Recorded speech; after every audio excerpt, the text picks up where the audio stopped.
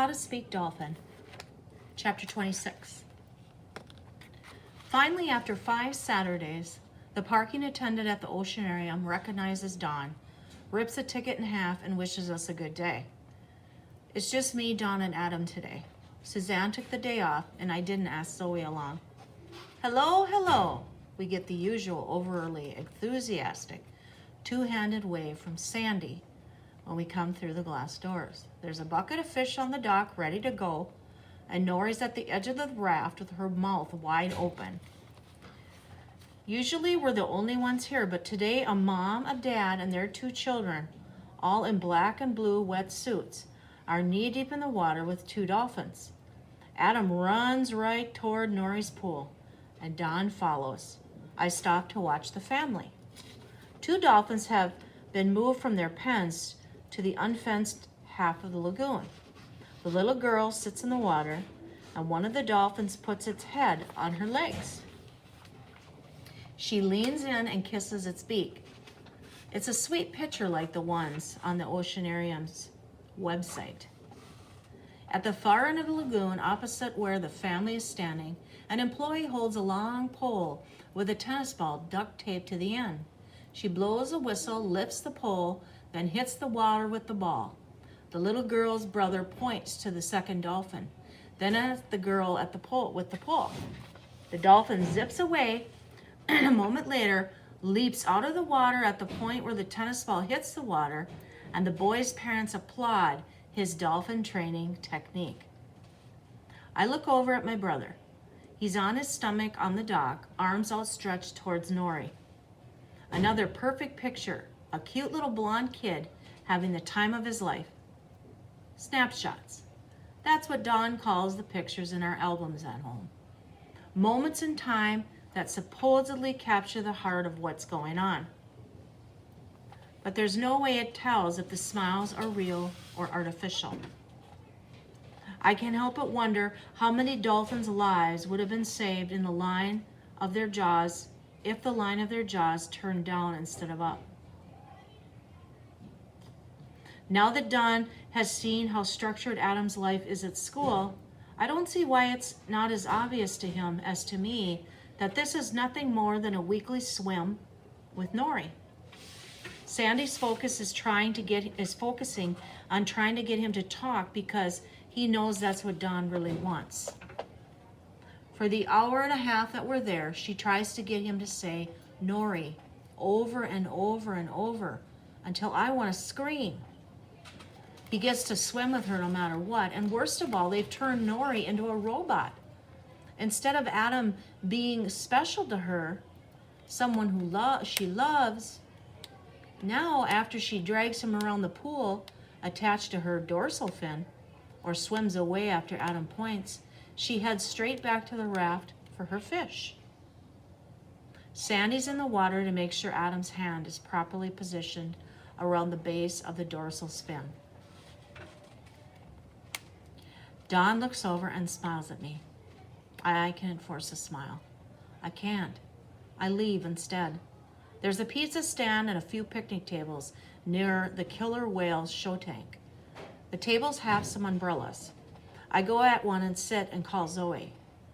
A flock of white ibis are probing the grass under the table. They're like pigeons. They are the luckiest animals in this place. Hey, where are you? Zoe asks. Same place I am every Saturday. Huh. Behind me, a metal door goes up. Who was that? Zoe says. They're letting people into the killer whale show now. Are you going? Oh no, we'll be home at about 2. You want to come over and swim? Sure. Or you could come over here and we could try to call Aquaplanet. Stop it, Zoe. The second of the 2 metal doors goes up. I've changed my mind. I'm going to go to the show. I'll call you later. And I hang up on her. It's 12:30 and blistering hot as people start into the killer whale show. Only the top 6 rows of the 12 that encircle the tank are roofed or covered. I climb to the very top row where I know there'll be some shade and maybe a breeze. And from this height, I can see that this tank is all there is. There's no place else for the orca or the 3 Pacific white-sided dolphins to be. How sad. The tank is shaped like a vase, round and swollen at one end, narrow at the neck, and wide at the mouth. It's the same shape as the paper vase Daniel and Roberto pasted their flowers to at school. The same shape as some of the vases we have under our sink at home, left over from flowers after my mother died. A girl in a black and white wetsuit is standing in the shade of an umbrella behind the short wall at the top of the tank. It's so shallow at the end that Carlotta, their orca, is resting with her tail against the bottom of the pool with her mouth open. When the girl hears the click of a microphone being turned on, she picks up and carries 2 buckets of fish through a gate and opens onto a long, narrow raft. And Carlotta makes a tight turn and follows her. A booming voice comes over the radio announcer, welcoming us to the Bayside Oceanarium Killer Whale Show. Then the volume of the music is cranked up. 2 more trainers run over the bridge and out onto the dock. They wave to the audience with both of their hands. Carlotta positions herself in front of the first trainer. The 3 Pacific white-sided dolphins line up in front of the other 2 trainers. Their mouths are wide open. The music softens and the other girl trainer shouts out the second welcome. The Bayside Oceanarium was built in 1955 and is the longest operating aquarium in the United States. It was the first to exhibit a killer whale and remains the only aquarium with a killer whale in its exhibit with Pacific-sided white dolphins, one of the world's smallest and fastest dolphins. They are capable of doing 25 miles an hour in an open ocean. That's where they ought to be, is what I'm thinking to myself. I don't realize I've actually said it out loud until the people in front of me glance around. I'm not surprised that it just popped out of my mouth. It's like I'm channeling Zoe. Carlotta has been the star of our show since 1970. I do the math and I gasp. 44 years? She's been here for 44 years? It can't be the same orca. Maybe they changed, the name changes, and Carlotta is a replacement for Flippers. She is 25 feet long and weighs 7,000 pounds. We keep the seawater chilled to a comfortable 50 degrees. Comfortable for her anyway. The girl hugs herself as she is cold. And then the show starts, with the white-sided dolphins doing synchronized somersaults. While they perform, the first trainer occupies Carlotta by giving her small pieces of fish that I imagine must be very satisfying, like a tadpole to an alligator. The male trainer gets in the water and does his backstroke, while one of the dolphins swims alongside him on its back. He keeps a close eye on Carlotta, and I wonder if it's because the orca at SeaWorld in Orlando killed its trainer. That did happen, boys and girls. That is true, that did happen. It's time for Carlotta to earn bigger fish now. The music switches to "Don't Turn Off the Lights" as the trainers clap in time, encouraging the audience to do the same.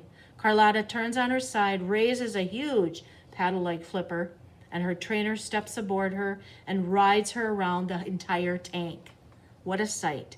Both she and Carlotta are waving at the audience, and then Carlotta delivers her back to the raft and she steps off. And Carlotta dives, and when she surfaces again, another trainer is riding on her head.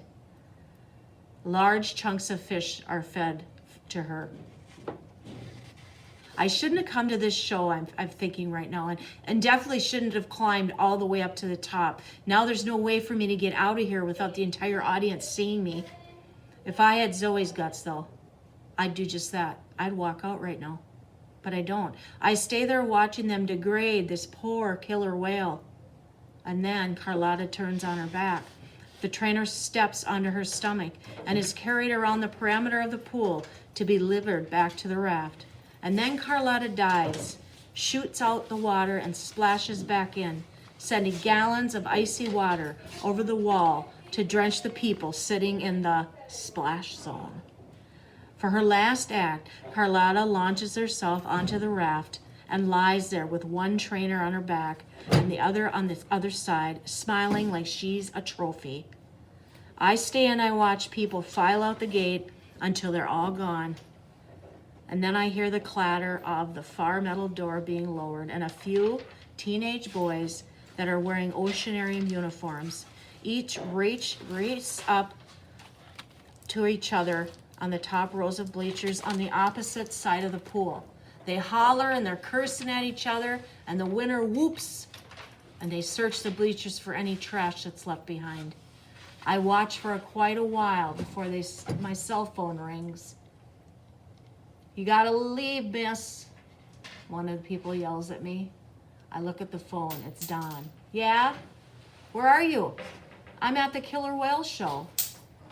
"Sorry if it's not over, but your brother needs to get going." "Okay," I say.